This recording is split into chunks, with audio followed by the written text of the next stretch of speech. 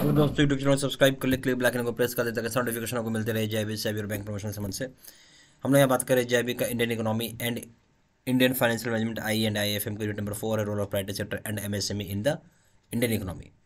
यहाँ एक छोटा अनाउंसमेंट करना है वीडियो को स्टार्ट करने से पहले, ठीक है। यहाँ हमारे पास दो तरह की कोर्सेज होती हैं, एक जो होता है 6 महीने की वैलिडिटी के लिए होता है, दूसरा जो होता है लाइफ लॉन्ग वैलिडिटी के लिए होता है।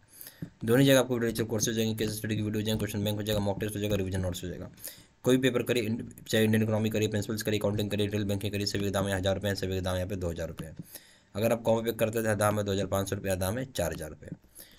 अब आइए पहले पॉइंट पर, role of private sector and MSME in the Indian economy. तो बोलता है कि आरबीआई की जो प्राइवेट सेक्टर लैंडिंग का क्लासिफिकेशन था और जो स्टैंडर्ड्स था वो बनाया गया था ताकि वो मैच कर सके इमर्जिंग नेशनल प्रायोरिटीज के साथ। यानी जो आरबीआई का प्राइवेट सेक्टर लैंडिंग होता है, ठीक है, उसको इस प्रकार से क्लासिफाई किया गया और उसके स्टैंडर्ड्स इस तरीके से बनाए गए ताकि वो मैच कर सके, क्या कर सके, मैच कर सके, किसके साथ मैच कर सके, जो नेशनल प्रायोरिटीज़ की जो इमर्जिंग नेशनल प्रायोरिटीज़ है उसके साथ। बैंक के ऊपर क्या दिया गया, जिम्मेवारी दिया गया, इनकरेजमेंट दिया गया कि आप ग्रो करें, ग्रो करवाएं इस तरह के सेक्टर्स को जहां आप अप्रोप्रिएट और टाइमली मदद पहुंचा सके, असिस्टेंस दे सके। यानी बैंकों को जिम्मेवारी दिया गया, इनकरेजमेंट दिया गया कि आप ग्रोथ करवाएं इस तरह सेक्टर्स को और अप्रोप्रिएट और टाइमली फाइनेंसिंग करें आप। यहाँ पे माइक्रो, स्मॉल और मीडियम इंटरप्राइज जिसको हम एमएसएमई बोलते हैं, ये कंट्री का स्ट्रॉन्गेस्ट ड्राइवर है, यानी भारत का सबसे स्ट्रॉन्गेस्ट ड्राइवर है, खास करके इकोनॉमिक ग्रोथ का, इनोवेशन का और एम्प्लॉयमेंट का। यानी माइक्रो, स्मॉल और मीडियम इंटरप्राइजेज जो एमएसएमई है इस देश का सबसे स्ट्रॉन्गेस्ट ड्राइवर है in the sense of economic growth, innovation and employment. यहाँ पे जो इसका बहुत ही बड़ा नेटवर्क है, कितना नेटवर्क है, यहाँ बोलते वास्ट नेटवर्क है, जहाँ पर 64 मिलियन इंटरप्राइजेज, कितनी नेटवर्क है, जहाँ बहुत बड़ा नेटवर्क है, जहाँ 64 मिलियन इंटरप्राइजेज हैं। एमएसएमई सेक्टर जहाँ पे कंट्रीब्यूट करता है बहुत ही सिग्निफिकेंटली भारत की ग्रोथ में। तो इसका सबसे पहला कारण एक बहुत बड़ा नेटवर्क है, 64 मिलियन इंटरप्राइजेज हैं उसमें, और एमएसएमई सेक्टर कंट्रीब्यूट करता है बहुत बड़ा ग्रोथ, ठीक है, भारत में। ये सेक्टर जो है क्या कंट्रीब्यूट कर रहा है आपको, अब वो समझिए आप। ये सेक्टर जो है आपको कंट्रीब्यूट कर रहा है, जो सेक्टर है वो कंट्रीब्यूट क्या करता है, मैन्युफैक्चरिंग आउटपुट में बात करेंगे तो रफली 45% यहाँ पे कंट्रीब्यूट करता है आउटपुट में। कौन, एमएसएमई कर रहा है। ये सारा चीज़ जो है एमएसएमई का कंट्रीब्यूशन हम लोग पढ़ रहे हैं, वो कितना करता है, 45% यहाँ पे कर रहा है आपका मैन्युफैक्चरिंग आउटपुट में। एक्सपोर्ट्स में 40% कर रहा है, 40% से भी ज़्यादा।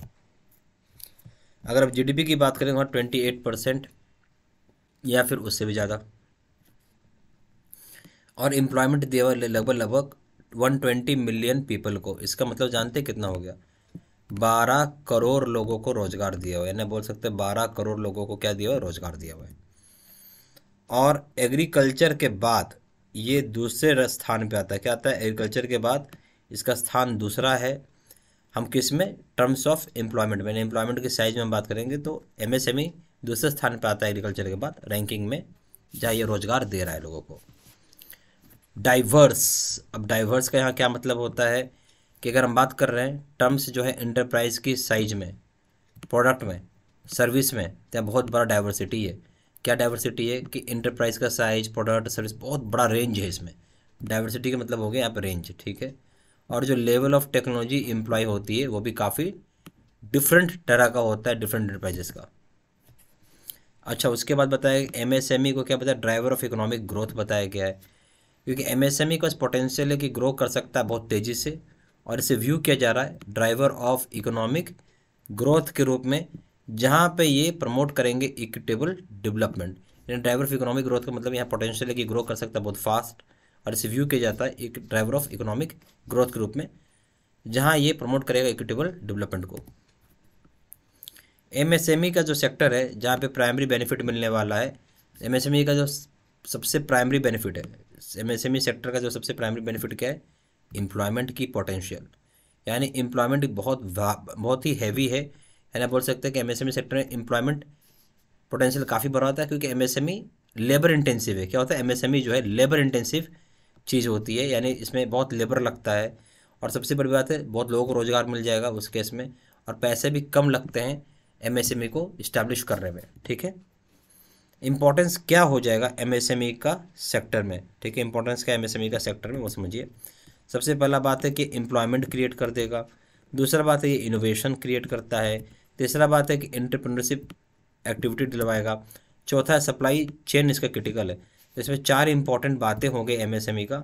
सबसे पहला हो गया एम्प्लॉयमेंट को क्रिएट करना, दूसरा हो गया इनोवेशन करना, नई नई चीज़ें डेवलप करना, सर्विसेज नया नया डेवलप करना, एंटरप्रेन्योरशिप हो गया यानी अपना अपने हिसाब से कोई बिजनेस आप कर सके अपने मन का, सप्लाई चेन, इससे बहुत इंपॉर्टेंट होता है। अब हम यहाँ बात कर रहे हैं डेफिनेशन और रोल क्या होगा प्राइवेट सेक्टर, यानी प्राइवेट सेक्टर में आप क्या डेफिनेशन डालेंगे और इसका क्या रोल होगा।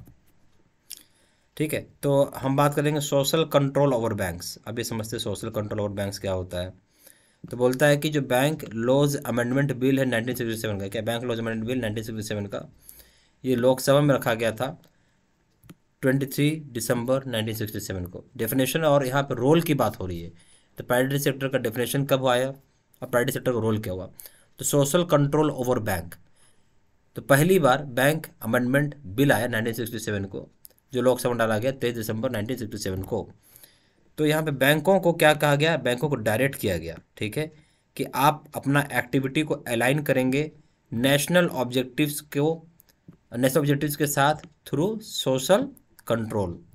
तो अब इन्होंने क्या बोला, बैंकों को डायरेक्ट किया कि आप अपना एक्टिविटी जो भी है उसको अलाइन करिए इस देश की ऑब्जेक्टिव के साथ, किस इस देश के ऑब्जेक्टिव के साथ, और थ्रू सोशल कंट्रोल से।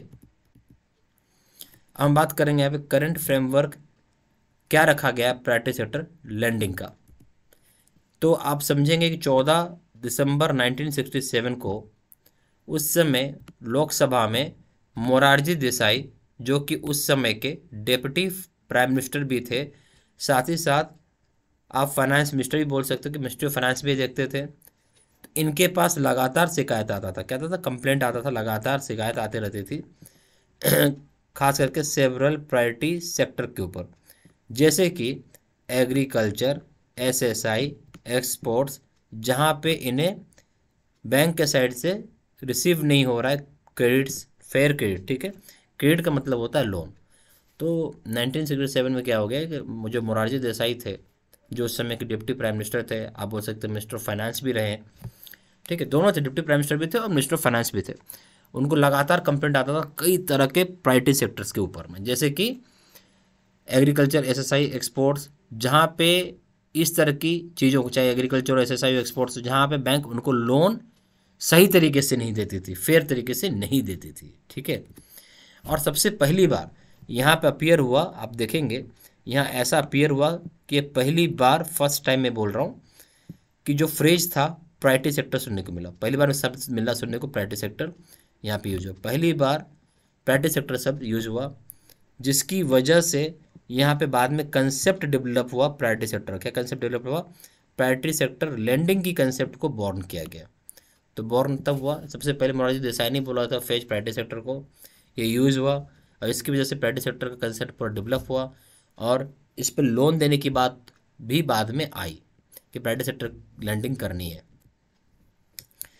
फिर 1968 को अगर आप देखेंगे तो एक नेशनल क्रेडिट काउंसिल की मीटिंग आई। क्या है, नेशनल क्रेडिट काउंसिल की मीटिंग आई, जिसने फोकस किया, स्ट्रेस किया कि जो कमर्शियल बैंकें होंगी भारत में, वो बूस्ट करेंगी अपना इन्वॉल्वमेंट फाइनेंस करने में प्राइवेट सेक्टर्स को, जैसे कि हो गया एग्रीकल्चर, स्मॉल स्केल इंडस्ट्रीज। तो नेशनल क्रेडिट काउंसिल की 9 जुलाई 1968 में क्या नेशनल क्रेडिट काउंसिल की मीटिंग हुई, वहाँ पे फोकस किया गया, जोर दिया गया, स्ट्रेस दिया गया, जितने भी कमर्शियल बैंक हैं वो बूस्ट देंगी, यानी फोकस करेंगी खास करके प्राइवेट सेक्टर की लोन देने में। ठीक है, यानी बैंक को, जो कमर्शियल बैंक अपना इन्वॉल्वमेंट ज़्यादा करेंगी खास करके फाइनेंस करने में प्राइवेट सेक्टर की लैंडिंग को, जैसे कि हो गया एग्रीकल्चर और स्मॉल स्केल इंडस्ट्रीज। हम बात कर रहे हैं उसके बाद जितने भी आपके पीएसएल प्राइवेट सेक्टर लैंडिंग जो है कंप्राइज करेंगे ये सारे सेक्टर्स, जहाँ पे सब्सटेंशियल इन्फ्लुएंस होगा वास्ट पोर्शन पर पॉपुलेशन, यानी पीएसएल जो होता है प्राइवेट सेक्टर लैंडिंग जिसको हम बोलते हैं, वो उस सेक्टर को फोकस करेगा जहाँ पे बहुत भारी भरकम इन्फ्लुएंस है। किसका इन्फ्लुएंस है, मेजर पॉपुलेशन का, या बोल सकते हैं वास्ट पोर्शन ऑफ पॉपुलेशन का। और ये पॉपुलेशन क्या है, बेसिकली वीकर सेक्शन की पॉपुलेशन है, यानी वीकर सेक्शन है वो। और ये वो सेक्टर्स है जहाँ पे एम्प्लॉयमेंट बहुत ज़्यादा है या एम्प्लॉयमेंट इंटेंसिव है, ठीक है। तो बेसिकली ये क्या बोल रहा है कि पीएसएल यानी प्राइवेट सेक्टर लेंडिंग जो है ये उस तरह का सेक्टर है जहाँ पे substantial influence vast portion of population के ऊपर है, जहाँ वीकर सेक्शन हो गया और सेक्टर्स हो गया जहाँ पे एम्प्लॉयमेंट इंटेंसिव है। तो बेसिकली पीएसएल का जो लोन है वो ये कह रहे हैं कि आप जो है इसका जो लोन जो है उस तरह के सेक्टर्स को देना है जहाँ पे बहुत बड़ी पॉपुलेशन का सब्सटेंशियल इन्फ्लुएंस हो और वो वीकर सेक्शन है, वीकर सेक्शन है या वीकर सेक्टर है आप बोल सकते हैं, या ऐसा सेक्टर पे देना है जहाँ पे खूब लेबर इंटेंसिव है या एम्प्लॉयमेंट इंटेंसिव है, ठीक है। अब हमारे पास यहाँ पे आप देखेंगे तो दो तरह के कोर्सेज है। एक हो गया जो आपका यहाँ पे देखेंगे 6 महीने की कोर्स हो गया, दूसरा हो गया लाइफ टाइम वैलिडिटी का कोर्स हो गया, ठीक है। दोनों जगह आपको वीडियो कोर्सेज हो जाएगी, केस स्टडी की वीडियो हो जाएगी, क्वेश्चन बैंक हो जाएगा, मॉक टेस्ट हो जाएगा, रिवीजन नोट्स हो जाएगा। कोई पेपर करिए, इंडियन इकोनॉमी करिए, प्रिंसिपल्स करिए, अकाउंटिंग करिए या रिटेल बैंकिंग करिए, यहाँ दाम है 1000 रुपये, यहाँ दाम है 2000 रुपये।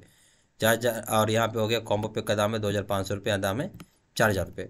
जहाँ जानकारी के लिए फोन कर सकते हैं, फोन हो जाएगा 9508536524 या फिर वेबसाइट पर जाकर डायरेक्टली ऑनलाइन ऑर्डर प्लेस कर सकते हैं। Website www.jvcbmedg.com, email ID 063 723 @gmail.com। सारी इन्फॉर्मेशन मैंने इसी वीडियो को डिस्क्रिप्शन में डाल दिया है। Thank you very much.